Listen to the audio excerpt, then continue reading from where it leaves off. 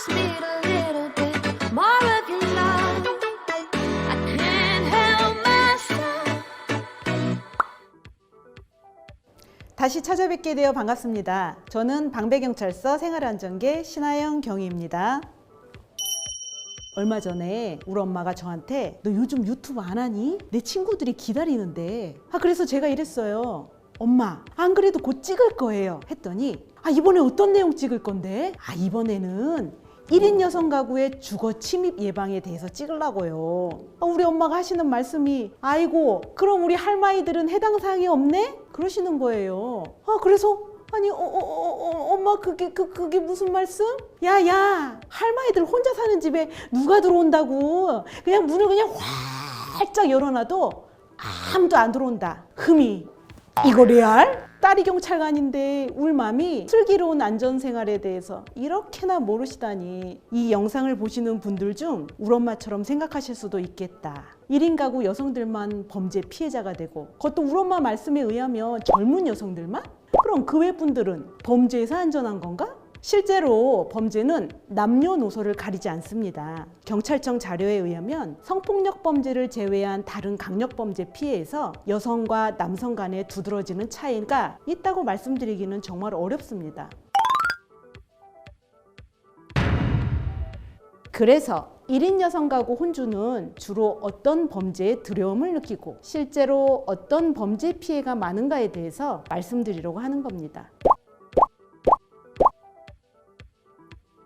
살인, 강도, 성폭력 등 이렇게 많은 종류의 범죄가 있는데 왜 하필 그럼 또 주거 침입이냐? 많은 연구에 의하면 여성 1인 가구의 경우 남성에 비해 실제로 범죄 피해를 당할 가능성은 약 3배나 높은 것으로 나타났고요. 특히 주거 침입 등 범죄는 2016년에 비해 5년 만에 약 60%나 증가했습니다. 사실 주거 침입만 걱정되는 것은 아니잖아요. 주거 침입이 되면 성범죄, 절도 등 추가 범행으로 이어질 가능성이 높은 강력범죄의 전조 증상으로 볼 수 있고 주거 침입이 성범죄로 이어지는 경우가 3건 중에 1건 정도라고 하니 주거 침입 예방이 얼마나 중요한지 아시겠죠? 주거 침입죄는 사람이 거주하는 공간뿐만 아니라 관리가 되고 있는 공영 현관, 계단, 복도까지도 포함되어 있어서 공영 공간을 무단으로 침입할 경우에도 해당이 됩니다. 특히 범죄자는 약한 사람들을 그 범행 대상으로 물색하고 그래서 1인 가구 여성들을 범죄의 대상으로 삼는 거죠. 우연히 따라갔는데 혼자 사는 것 같더라 했을 때 또는 미리 주시하고 있다가 범행의 대상으로 픽! 약 2년 전에 한 여성의 뒤를 쫓아서 빌라 공동 현관을 지나 현관 앞까지 따라와서 간발의 차이로 여성이 문을 닫고 들어간 사건이 신고되기도 했고요. 계단이나 집 주변에서 막 서성이고 있다가 여성이 오면 함께 따라 들어가기도 하고 집을 보러 왔다, 택배가 왔다, 물건을 홍보하러 왔다, 이 집수리를 해야 된다, 차를 좀 빼달라 등등 여러 가지로 속이고 가장해서 문을 열게 하려고 하는 게 바로 목적입니다. 문을 열어주면 침입해서 더욱 강력한 범죄를 시도할 수 있는 것이죠. 또 이미 열려있는 창문, 현관 등을 통해 몰래 들어가기도 하고요. 이제부터 또 중요합니다. 몸에 배워야 하는 안전 예방 꿀팁. 이어폰을 꽂는 행위, 핸드폰에 너무 집중을 하는 그런 행동들은 정말 위험합니다. 살고 있는 곳 입구 등에 누군가가 서성거리지는 않고 있나 늘 확인하셔야 됩니다. 혹시 수상하다고 생각되는 사람이 있다면 바로 들어가지 마시고 방향을 바꾸거나 목적지를 변경해서 주변 편의점이나 주유소 등 사람들이 많은 장소로 이동하셔야 됩니다. 물론 내가 사는 곳의 편의점이나 주유소 등 사람들이 많이 다니는 곳을 미리 파악하고 계셔야겠죠. 사람들이 많은 곳으로 나와서 112에 신고를 해서 도움을 요청하시거나 전화 신고가 어려운 상황이라 하면 112 긴급 신고 앱을 사용하세요. 112 긴급 신고 앱을 미리 설치하는 것은 기본이겠죠? 사건이 발생하지도 않았는데 내 눈에만 수상해 보일 수도 있는데 이걸 경찰에 신고해도 되는 건가? 라고 고민할 수 있습니다. 네버! 범죄는 만에 하나 발생하는 것이기 때문에 경찰은 그 만에 하나 범죄 가능성에서도 우리 국민을 지키는 것이 업무입니다. 반드시 신고해 주세요.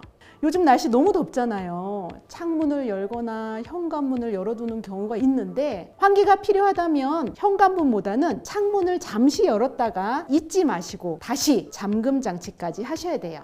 창문에는 방범창 등이 있어야 되고요. 외출 시에는 방범창이 있어도 잠그셔야 됩니다. 그리고 창문에 블라인드나 커튼을 설치하는 것이 좋습니다. 택배나 음식 배달, 요즘 일상이 되었잖아요. 택배 음식 배달은 현관문 앞에 놔주세요 라고 요청하는 센스, 그리고 초인종이 울리고 바로 나가지 않고 할 일 하시다가 5분이나 10분 후에 문을 열고 가지고 들어오시는, 일단 혼자 계실 때 모르는 사람과 접촉은 최소한으로 하시는 게 좋습니다. 최근 넷땡땡, 중고나라, 캐럿마켓 등에서 거래 자주 하시잖아요. 집 주소를 알려주며 집으로 오라고 하는 경우가 있는데 안 됩니다. 또 잔소리. 비대면이나 사람들 왕래가 많은 곳에서 거래를 해주시는 게 좋습니다. 또한 우편물 고지서 등은 이메일로 변경하셔야 돼요. 누구나 확인 가능한 우편함에 여성 이름으로 적혀져서 오는 고지서는 나의 정보를 불필요하게 타인에게 제공하는 경우가 되는 겁니다.